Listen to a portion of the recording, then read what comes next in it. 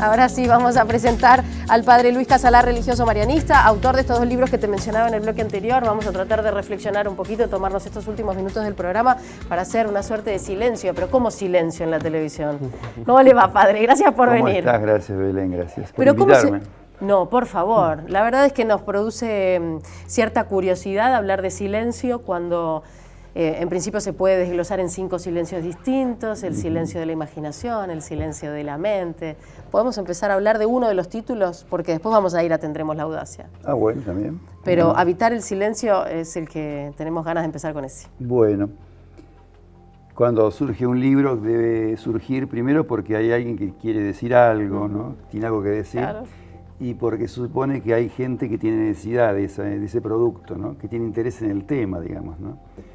El tema del silencio para mí es un tema que viene de muy atrás, de mi tradición espiritual. Yo soy religioso marianista, sacerdote.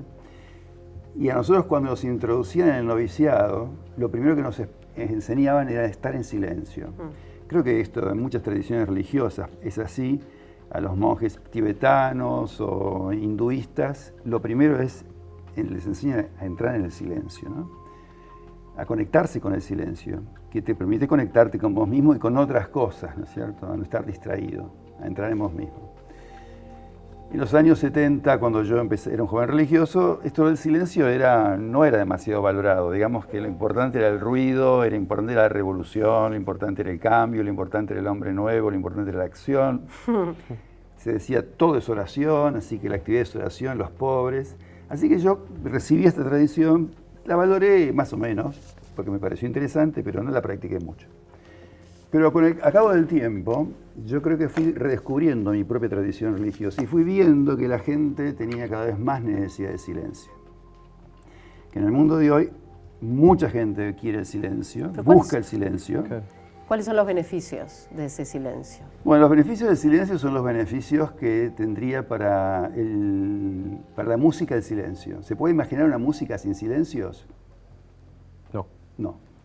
Las notas necesitan silencios. Para que haya una música y una cadencia y un ritmo, hace falta silencios, ¿no? Si en la vida no hay silencios, no hay posibilidad de diálogo. Yo tengo que hacer silencio para escucharte. Pero no solamente callarme la boca. Un silencio activo. Hacer silencio en mi mente. Pero hay una mirada incluso interesante que usted plantea, que dice que el silencio no es solamente tapar la boca, sino también es agudizar para escuchar al otro, claro. Digamos. El silencio más relacionado con el oído que con la palabra, incluso. Yo te diría que el silencio es un medio. Sí, el silencio es un medio para escuchar, es un medio para conectarse. El fin es la palabra, el fin es la comunicación, el fin es que podamos dialogar. Pero si yo no hago silencio, no puedo dialogar. Monólogo, en tal caso. Monólogo, aunque esté callado, porque sigo pensando qué te voy a contestar cuando vos termines de hablar. Pero no estoy escuchando. O sea, lograr parar la mente para escuchar de verdad es un desafío muy grande. Entonces yo planteo que el silencio tiene varios niveles, ¿no? Claro. El primero es el de la palabra, que quizás es el más fácil, porque me puedo poner un trapo en la boca o una tela adhesiva y no hablo. No hablo para afuera, pero por adentro estoy lleno de palabras y de ideas y de muchas cosas, ¿no? Que están adentro y que a veces por no sacarlas, hubiera sido mejor sacarlas y decirlas, claro. Porque al decirlas yo consigo pacificarme, digamos, ¿no? Así que no se trata solamente no es represión, ¿ves? El silencio no es represión, el silencio supone otra actitud. Entonces digo, eso de las palabras es lo primero porque es casi lo más fácil, lo más externo. Lo segundo que planteo es el silencio del cuerpo. Porque el cuerpo también habla. El cuerpo también recibe permanentemente estímulos de la sociedad en que vivimos. El cuerpo se contractura y tiene lugares en los cuales se contrae y duele porque no somos capaces de relajarlo y hacer silencio con nuestro cuerpo, ¿no?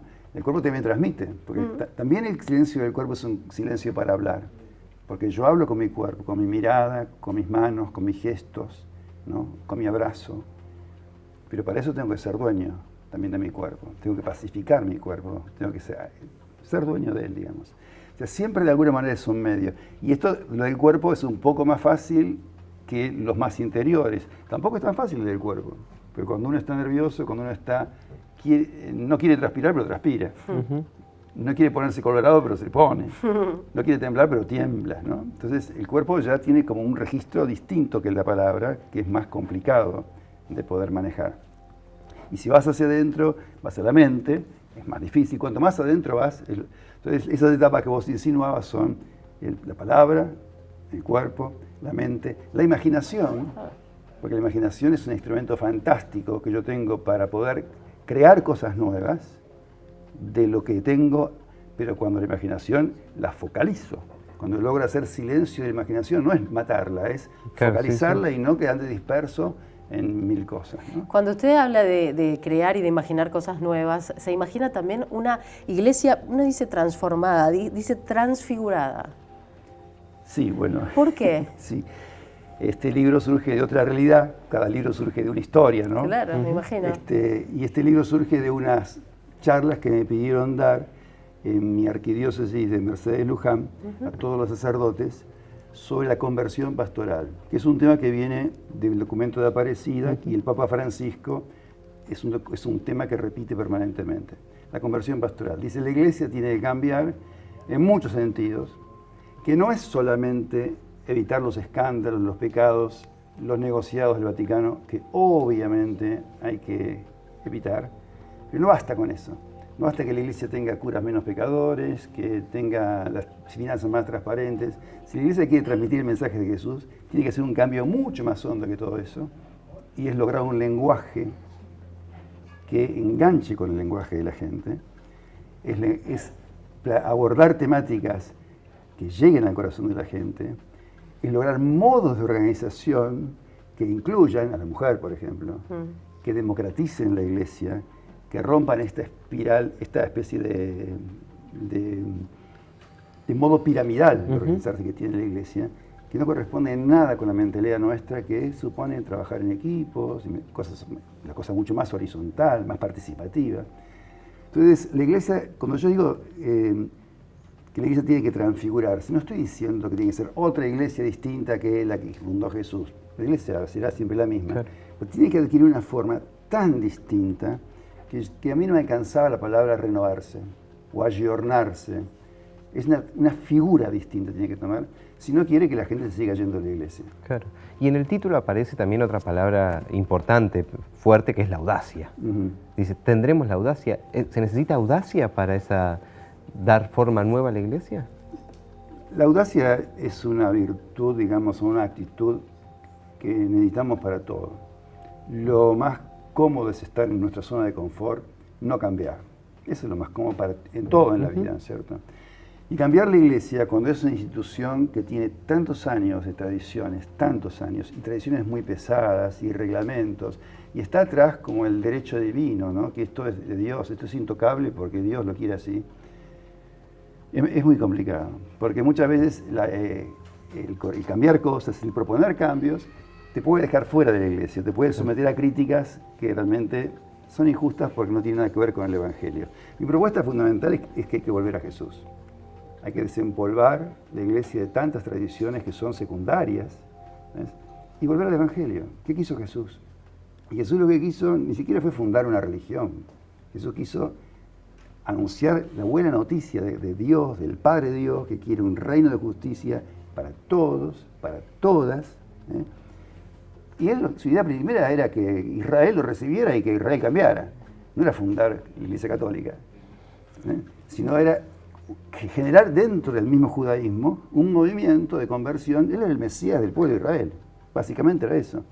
El pueblo de Israel lo rechaza y entonces los seguidores de Jesús empiezan a vivir aparte de la religión judía y eso se transforma con el tiempo en una religión. Y no siempre la religión transmite bien una espiritualidad.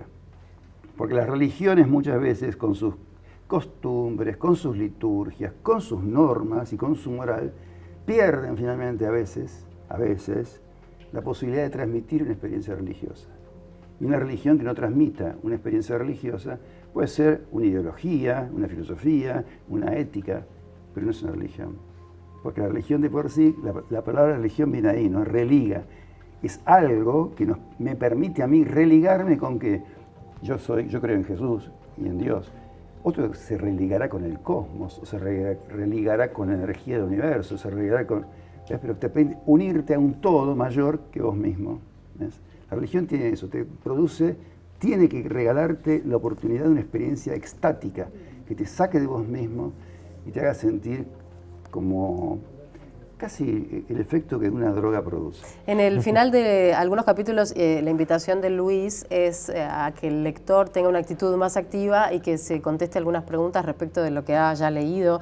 Es interesante esta propuesta, así que le agradecemos que haya venido a contarnos un poco cómo nacieron Sí, estos la idea dos libros. de los dos libros es proponer caminos de interiorizar lo que se propone en cada capítulo y de trabajarlo grupalmente, ¿no? Tendremos la audacia y Habitar el silencio, los dos libros que teníamos ganas de que nos cuente un poquito. Gracias, padre, por haber venido. Muchas gracias a ustedes. Muchas gracias a ustedes. Gracias. Antes de terminar el programa, un último resumen de lo que fue el Encuentro por la Paz en Asís, el Papa Francisco y líderes de 9 religiones alrededor del mundo. Mirá.